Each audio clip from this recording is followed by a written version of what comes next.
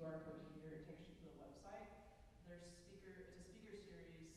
One presenter from every state is supposed to be represented to shed light on some sort of U.S. music, culture, or history. So this is part of this initiative.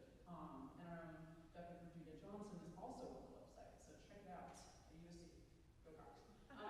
So also, speaking of Gamecocks, there's another speaker series I have to shamelessly plug as well, which is our Louise E. Peak Music and Culture series. Even though this event is not technically a part of it, there are similar events like this that we do throughout the fall and spring semesters. So if you want to follow along with that, that happens on Fridays, typically from 10 to 2. So you can also follow that QR code to sign up for our email list or follow us on Instagram or Facebook. So we'll have that scheduled up shortly. A little bit about myself, if you don't already know me. I think most people in this room probably do know me, but just in case, I'll actually introduce myself. I'm Dr. Emily Allen, joint appointed actually between here in the School of Music and the Institute for Southern Studies over in McCausland College of Arts and Sciences. So this is a project that brings both of my worlds together, right? I'm creating a new conception of how we can maybe map out the South tied to the way musical practices are executed, right? So this brings both of my disciplinary areas into play here. So I want to actually start you all with a question the way I do my 20th Century South class, which is, when you think of the South, what comes to mind? Like, what are some things that you think are truly U.S. Southern?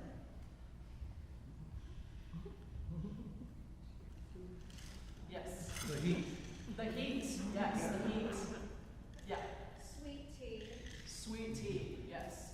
So we've been told sweet tea, the heat. Other examples? Yeah. Draw, yes. Yes. Definitely the draw. Yeah. These are all, yeah. Football. Football? Yes. Football is very, very Southern now, certainly. Yeah. So there's all these different touch points, right? They unify us as a region, right? There's all kinds of literal mapping that people sometimes do in the South, but we sometimes use other characteristics, right? Our SEC football culture, our foods, our very actually diverse accents that we have here in the South.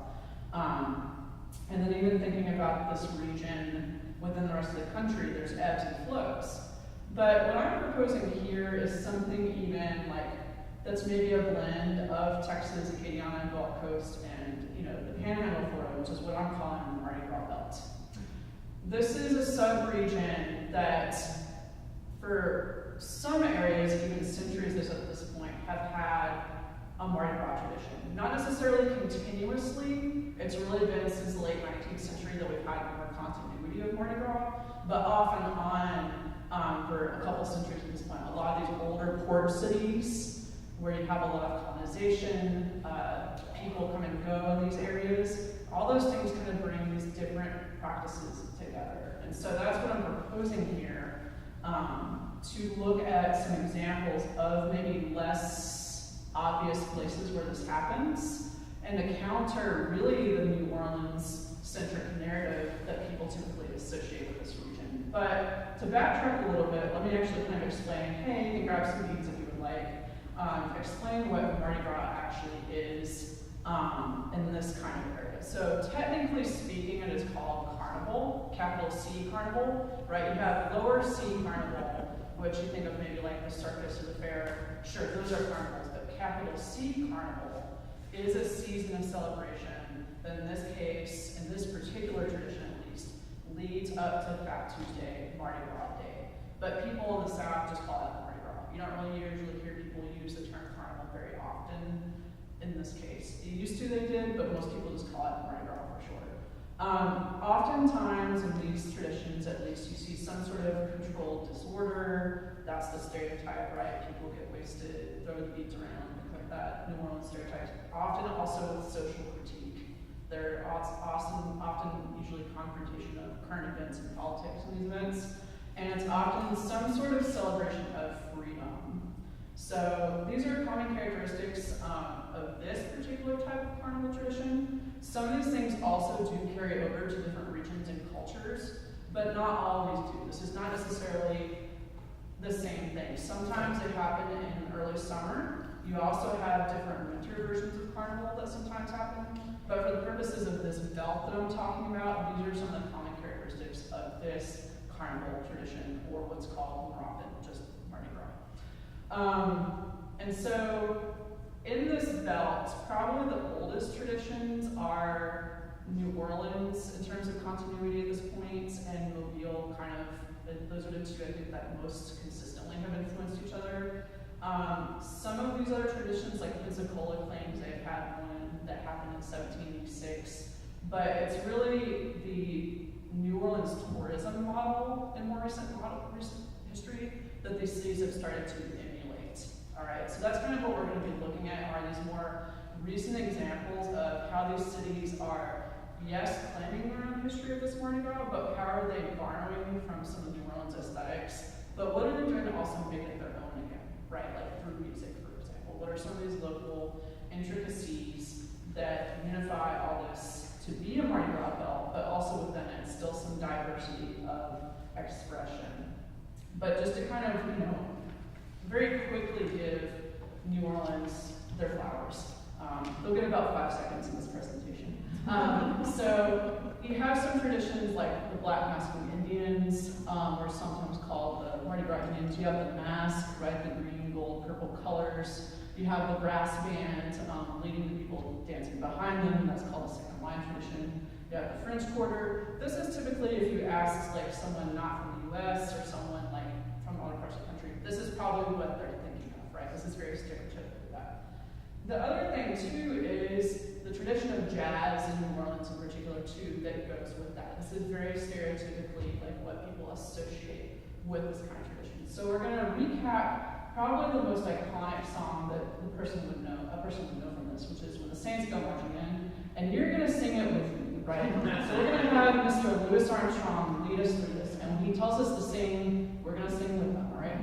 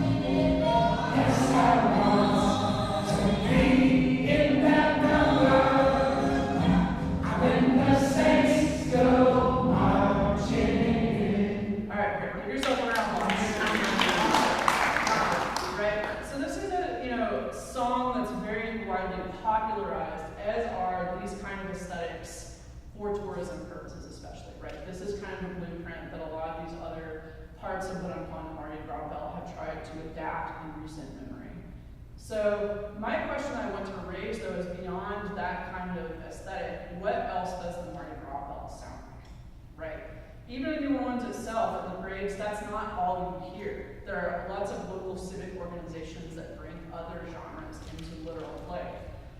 So to demonstrate the actual diversity of repertoires that we hear, as well as to demonstrate geographically what I mean by the Mardi Gras belt, we're going to look at case studies, very broad surface level examples from Mobile, Alabama, Galveston, Texas, as well as Pensacola, Florida. Because these are places that people probably would not expect this to be happening in. Also, as a researcher, this is important to disclose as well, I actually have a lot of personal connections to all of these regions as well. I grew up in Mobile, Alabama as a high school college student and marched in the Mardi Gras parades as a band kid. Ancestrally, I have roots in northern Mexico and South Texas and still have modern family there today. So I have lived in Texas at different points as well. And I've been to Pensacola quite a bit, having lived in Mobile. And went to grad school in Tallahassee, so spent a lot of time in Florida Panhandle as well. So I have roots past and present all across this region, which therefore informs my take on where I see these connections. So I just wanted to explain that, because it is a meaningful touch that this project brings to me in that way. So we'll start with first the city that I kind of consider the closest thing to a hometown for me, which is Mobile, Alabama.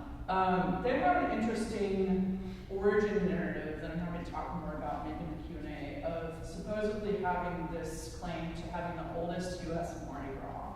They date theirs to 1703, which does technically predate the settlement of New Orleans. And it's an interesting mythology. The other claim that they have to supposedly starting Mardi Gras was that their New Year's Eve organization, the Cowbellions, went over to New Orleans and helped the Mardi Gras organization, the Crew of Comus, start the parade and ball model. So those are a couple things that they supposedly claim makes them the oldest in different ways. But I have a bead that you're welcome to look at, pass it around, that shows that 1703 narrative. I do need it back.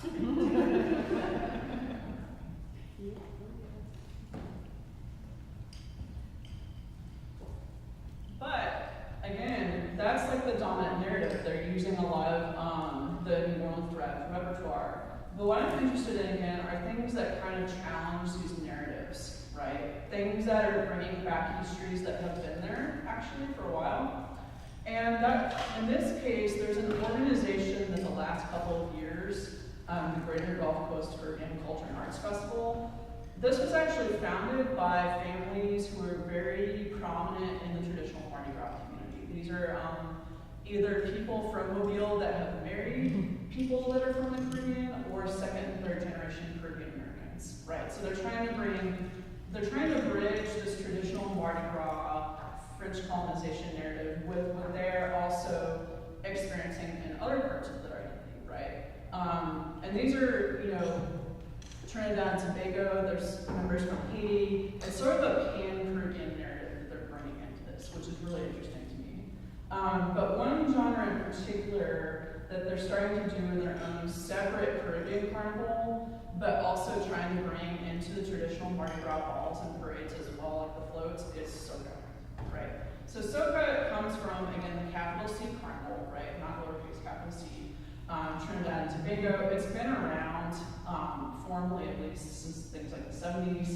And we're going to listen to an example in a second of some soca playing in a Mobile parade. And as you do, listen to how fast it is, listen to the pulsation in it that gets people dancing, and really listen for how this music aesthetically gets people moving, right? It's really important for things like these processional practices. So this is from the 2025 Road March in Mobile last year that I filmed. And this was the big soca song that was released that year as part of Capital C Carnival Party by Michelle Montano.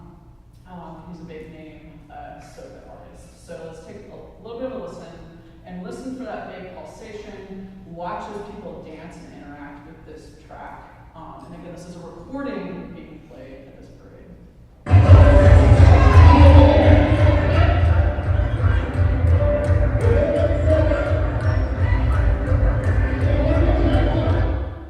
Yeah, so you hear that da-da-da-da-da, very fast, getting people moving, right? This is perfect processional kind of music, right? You heard the DJ who was playing this recording, getting people as well, directing these groups called bands to get moving. And so this is, again, an interesting practice that is being put in conversation with the typical Mardi Gras parades with this kind of capital C carnival, right? So this is an interesting kind of bridging that they're trying to do in this scene. But again, this is not something that stereotypically people are going to think of as U.S. Mardi Gras, right? That's what I'm trying to get at here, is there are other things going on besides the second line and jazz aesthetics in this Mardi Gras belt. So that's just one example.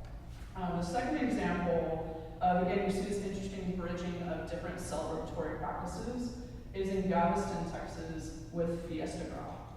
So they have a Mardi Gras season that does, again, they actually literally import a lot of their stuff from New Orleans, like the floats and things like that. But there's a couple days where they try to give nod to Hispanic culture in Texas, right? That means, as you can see, this is from their website, the aesthetics in terms of dress and procession, but also musically they do that too.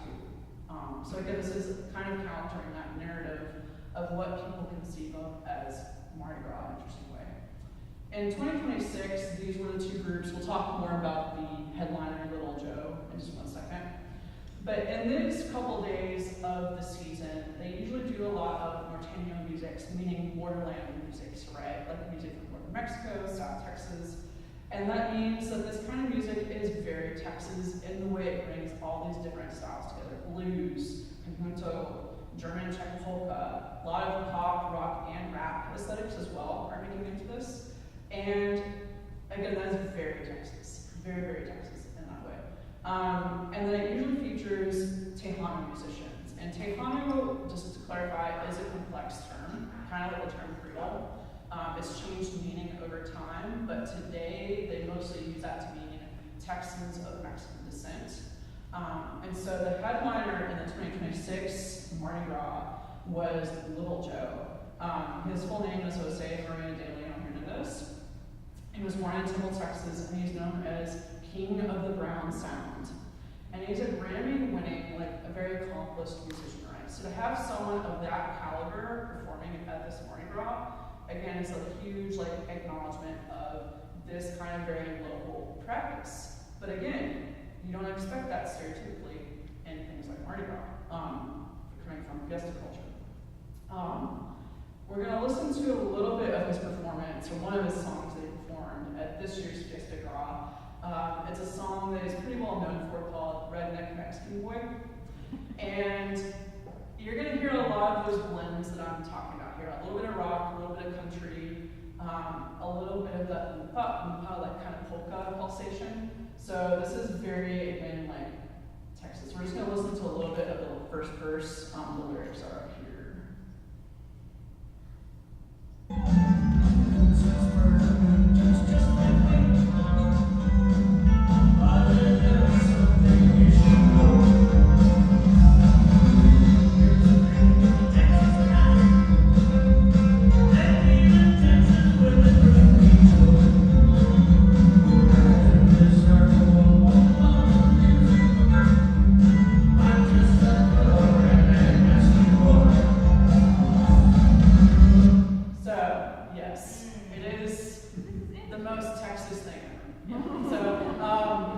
But you see, again, this interesting merging of, like, yes, you have this from Tejano culture. Performances like this do happen, like at Fiesta, like the most famous and biggest one is in San Antonio. But you see the purple, gold, and green imported from New Orleans, right? This is where, again, kind of like in the middle, when you see this interesting, like, trying to bridge of different festive practices in this spectrum of the Mardi Gras belt. And so that's just one example. He did perform some maybe more traditional tunes as well. But I just think that one is an interesting example of all these different styles coming together in that song. The third example as well is over in Florida, the Pensacola Mardi Gras tradition.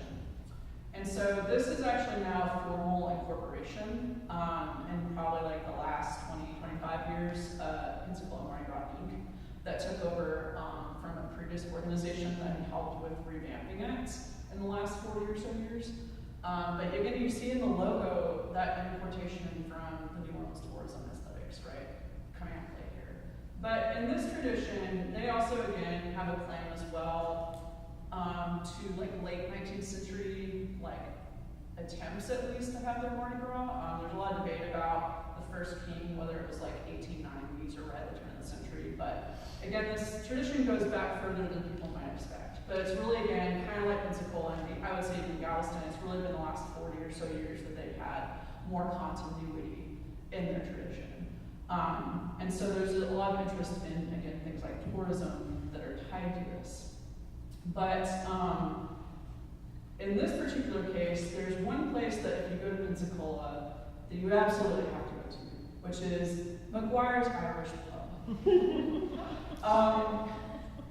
Yeah, so it has been around since the 70s, and it's in like a historic landmark at this point, but there's some quirks it has to it, right? Like you have this Irish atmosphere brewery, but there's things like I think you have to kiss a moose when you go there. You have to staple dollar bills to the ceiling, as pictured here. This is just sort of, again, like a place that you go to if you go to Pensacola. So that's the institution itself. But they actually have an extension of it, bless you, that plays in their Mardi Gras as well as other civic functions, which is their pipe band. And so there's an interesting conflation here of Scottishness and Irishness that's going on. But they have been around for quite a while at this point. They actually do go play in some of the other Mardi Gras as well. They've come to Mobile. I wouldn't be surprised if they've been in New Orleans as well. So again, you see this kind of circuit of exchange. But they do compete in like the regional bagpipe competitions. There's another city in Florida that also is really well known for having like a strong Scottish migration pattern. So it's not, again, unheard of in kind of central Panhandle, Florida, but it's a very loud sonic representation of this very local, quirky place that performs in this Mardi Gras, right? Kind of a similar idea, though, to what I was talking about Mobile. There's also an interesting organizational partnership happening here, which is the Pensacola Celtic Society. This is, from what I've gathered, at least a more recent effort to have more cultural programming in the community, to like have, especially Scottish and Irish, like things like music, like this bagpipe band we partner with sometimes, programming in things like Mardi Gras as well as other public events. And so that's an interesting partnership. I'll be curious to see where it goes. As you can see, it was established fairly recently in 2024. So I'm really excited to see where that goes. But the band itself has been around for quite a while at this point. And so thinking about here, the repertoire question that I'm bringing to play here, since we started with When the Saints Go Marching In, and we're also going to end with that, but the bagpipe version. So this is, again, this right here demonstrates this idea of play here, right? Like you have this blueprint that's been popularized from this like stereotypical Mardi Gras framework, and these different groups are kind of making their own.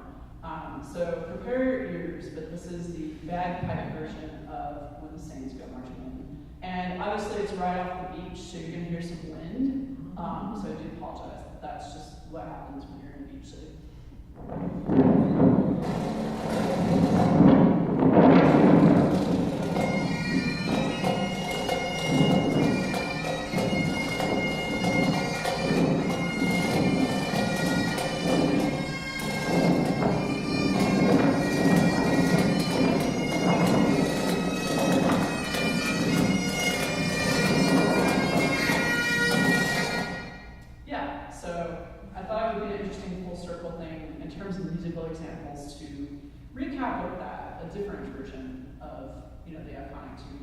Popularized by New Orleans, but just kind of broadening back out here, right? Like these are just three very small examples, three very small places where this practice has been around off and on, at least in more recent memory since the late 19th century. But in really the last 30, 40 years, these more solidified forms of Mardi Gras are taking interesting shape to me. And I think music is a really great way to kind of compare like these things.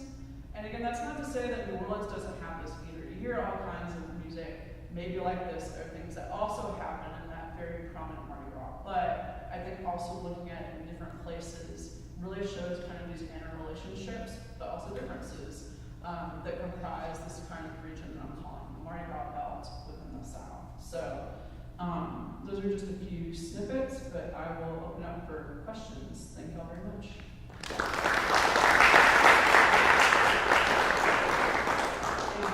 Online, I also have the chat up, so if you have questions, I can also answer those. So, but anyway, Ashley has the microphone. She'll walk around for any in-person questions.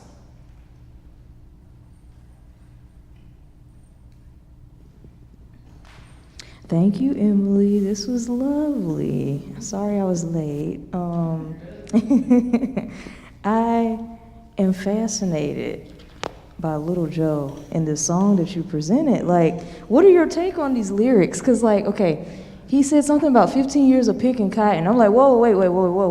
What was that? Like, what's that about? I'm wondering just like the background, maybe, if you could bring any context to it.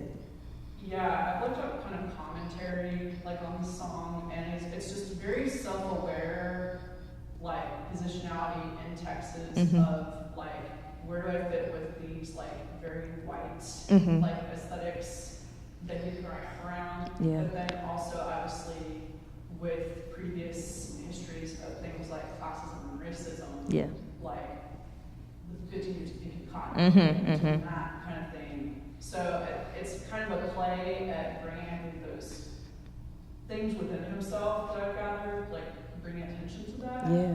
And like almost like satire. Yes, I was about to say that. That's what it feels like. Yeah. Like a satirical, like self-aware song. And the fact that he's singing it at a Mardi Gras. It's so like, whoa, okay, yeah, no, that's So I cool. think that kind of points to like the social critique Okay, thing yeah. a little bit. And like a self-mockery. Yes, yeah, I can see that. I can see that. And I got one more question, if you don't mind. totally. I'm just wondering about around, I guess, like, because you're at the Mardi Gras. Who do you know who's choosing the repertoire, like what they're playing, or kind of like, I guess, if you have any context.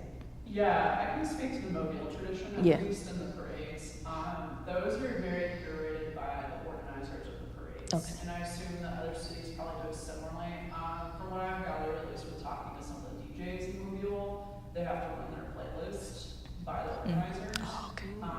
Because Gotcha. at least in Mobile, they claim to have this like very family-friendly kind of practice.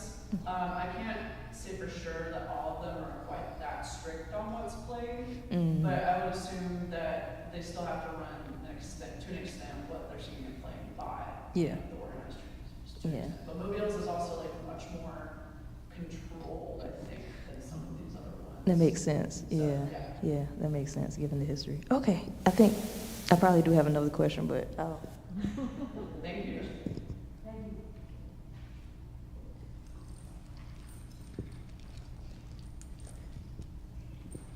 Thank you, Emily. I love the diversity of these case studies, and I'm wondering, especially looking at the third case study in Pensacola and the involvement of the Pensacola Celtic Society, do you get a sense that perhaps there's more of a tie to Catholicism in this particular one, versus like maybe a truer spirit of Mardi Gras as like challenging cultural commentary and like going against the establishment versus leaning into leading up to Lenten season?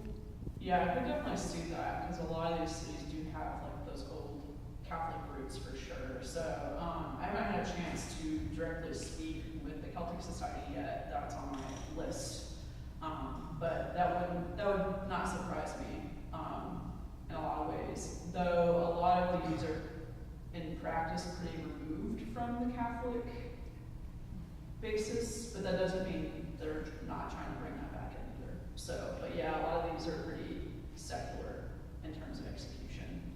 But yeah, that's a good point. I'll have to think on it. Thank you. Hello. Earlier in your presentation, you had a map, I know of the Deep South, we got that. But you had a map, I think, about Mardi Gras celebrations. Go back a little bit. Hold on. There's another map that you had. But anyway, it looked like there was like another kind of outlier state. Okay, one more. New Mexico. And I was just kind of like, I know that you had said that it was like southern states, but I was just like, for what we were talking about, Mexico, like Texas, and did you see anything in New Mexico in terms of Mardi Gras or some of the traditions about it? I was just wondering because I saw New Mexico out there. Yeah, I haven't looked at New Mexico yet. That's why I like showing different maps because there's so much subjectivity, right? Like as to where these ebbs and flows are. I'm sure it would not surprise me if there is one there, to be honest, because you're even finding it in places in the West, like California. Again, these exports are mainly from New Orleans. Like, so I again would not be surprised. I'm sure there's some sort of type of capital C carnival. Whether it's actually kind of this brand, I need to look into. But yeah, I would not be surprised, to be honest.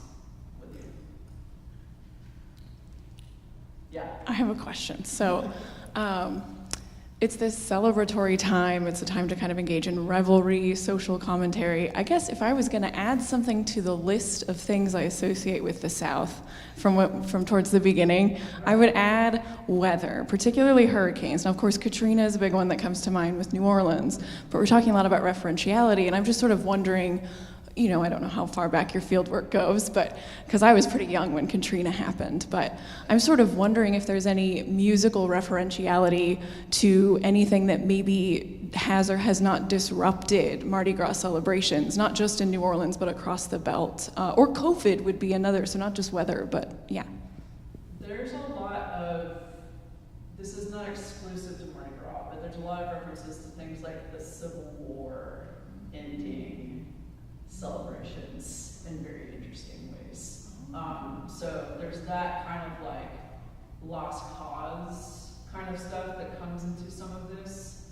A lot of them talk about as well how the First and Second World War like interrupted that in terms of the historiography. But in terms of the music, I think I see more of the lost cause kind of stuff.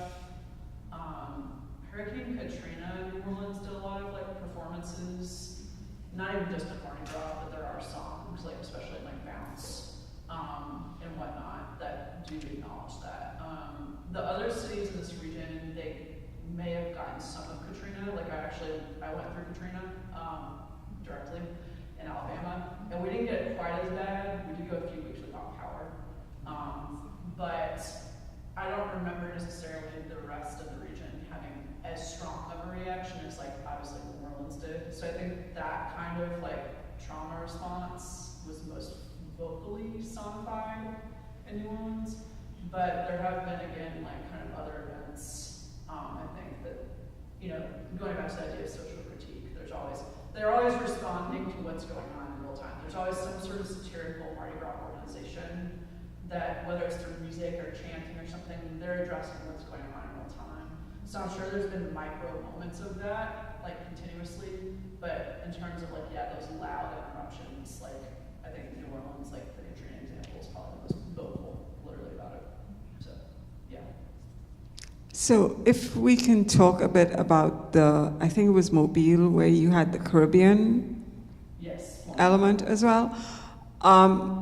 So you talked as well about, I think in the answer to the first set of questions, the curation of the music, but the clip you showed was of the parade.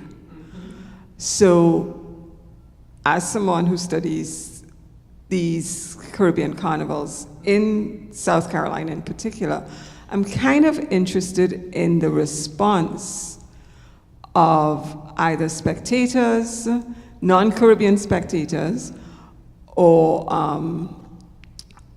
officials, city officials, because the clip you showed is, you know, bikini and backsides. And not, you know, in a true Caribbean sense, not the petite models. So I wonder if you can talk about that, and maybe also talk about, like, what does it structurally look like in terms of the organization, and if there is a true partnership?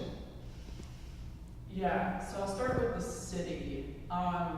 This particular organization has actually been doing a really good job of getting the city's backing. Like Visit Mobile, I think, or at least the city itself has helped sponsor it. And this is happening in May. I should, clarify, after the formal January or February or March Mardi Gras season. So they do have their own kind of stamp on this. They usually have, so far, like a Friday night party, an all-day, like, Saturday festival that is preceded by the road march. So they'll march through downtown to wherever they're holding the site of this event at the time. And then they'll have like an after party Saturday night, and then like a Sunday morning like brunch gathering. So it is a whole weekend thing.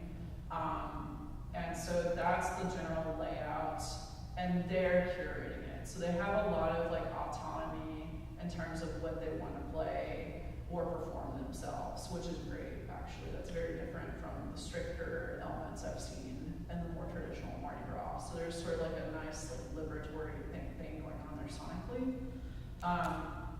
In terms of like perception from the like more traditional like Mardi Gras organizations, a lot of the leaders of this group are like from old family lines that go really far back in Mobile. So I think they're trying to like bring like through their own like positionality these practices into the parades. Like I saw there was like kind of a pan-Caribbean themed float in one of the Black Mardi Gras parades, which was a big deal. I hadn't seen that yet. And so I think it's at the moment, from what I've gathered on these individuals that are in this group, to use their personal networks and positionality and power that they have in the Mardi Gras to bring these things into the balls. In terms of the music, I'm not seeing much of that yet beyond this event, other than like that float that we're playing, a lot of repertoire for sure. But this one is a lot more like participatory of a parade than the Mardi Gras ones. The Mardi Gras ones, there's a very clear hierarchy of you are a spectator, the elite are in the parades. You don't get to dance with them. There's just this very clear like little hierarchy going on there. So I would say this one's a lot more like freeform, maybe compared to that, which I find interesting in terms of how this is being embodied within the sound. They are though trying to partner with other cities. So a lot of people from Pensacola come over for this. Birmingham's organization is actually older than Mobile's. A lot of the Birmingham folks come down and help with this. So statewide, it's doing very well. They actually got, this organization helps the Birmingham one get Caribbean Heritage Month recognized at the state level. So there's a lot at the state level that they're starting to take off to. But again, it's in terms of its like integration with the other carnival, it's still its own thing mostly, but I think they're trying to merge that more. So yeah, a lot of dynamics that are in play right now, literally.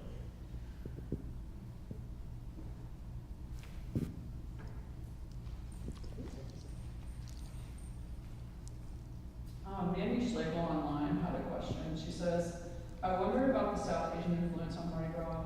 Also, how do South American carnivals align? So just kind of bringing in, she said specifically Vietnamese influence on New Orleans Mardi Gras. Yeah, that's a really interesting question. There's also a big, I think, Vietnamese population in Mobile as well. I think there might be sort of like micro, like as these different crews or mystic societies, as they're called, Mobile develop, there's probably a richer, like some smaller ones, I would guess New Orleans that are part of that. To my knowledge, there's not like a consistent like over representation of that, like in terms of the big floats, but it's grown so much that I wouldn't be surprised if there's like some sort of, at least in New Orleans, like a smaller scale like organization, like a crew. And then the South American Carnival one. Yeah, there's some interesting attempts to bring that in as well. Like I'll speak to the Mobile one. There's actually a samba group now that is playing all the time in Mobile's parades. But it took a local brass band from Mobile to make that happen. So again, it's kind of on these older practitioners to try to be the advocate for bringing these different styles in.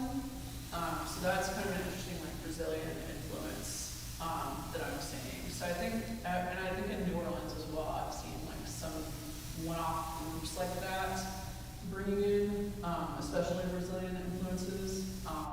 And I have a colleague out there right now that's like a Brazilian specialist. I know he's getting pretty involved in like the Brazilian demographic in New Orleans, so I'll have to ask him like how involved they all are with playing in Mardi Gras proper. But I think I'm talking like about the formal parades, but Mardi Gras is also informal. Like anything that happens in the neighborhoods, anything that happens in like clubs, all that is still carnival. So I would say like certainly in at least in maybe these smaller spaces, all this is probably going on, right, in some shape or form. It's just maybe in terms of the formal programming and the privileged positions within it, maybe not always being part of that.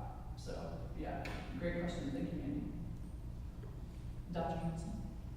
Ooh, thank you for this presentation. As we're talking, I think I just have a comment. I don't think I have a question. It seems like your work is allowing us to see the diversity of Southern identities Yes. and the variances. And you have various generations coming in and immigrant cultures coming in and people embracing those things. And I think it pokes at another stereotype of the South as being a bastion of racism and xenophobia.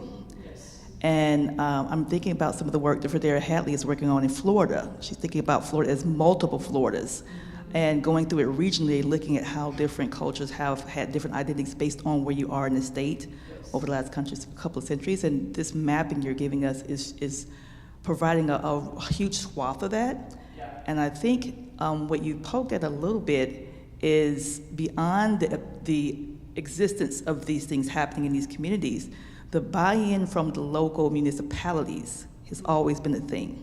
Yes. And so whereas corporations and media culture tells you that diversity and all this inclusion is bad for business, you have smaller cities and localities saying, no, this is actually great for our economies and we need to be embracing this because there is no Superman coming to save our economies. We have to look inward to our communities. So it seems like you're kind of exposing that as well, because I remember when Columbia first started their hip hop, Love, Peace, and Hip Hop Festival, and I was very surprised coming here, having lived in Atlanta, Los Angeles, and Syracuse, and seeing how Columbia, fully on the city level down, openly had blocks blocked off for this whole festival all day long, not overbearing police presence. People made it a family day, and they put money into it. And I told students here, I said, this doesn't happen in other parts of the country.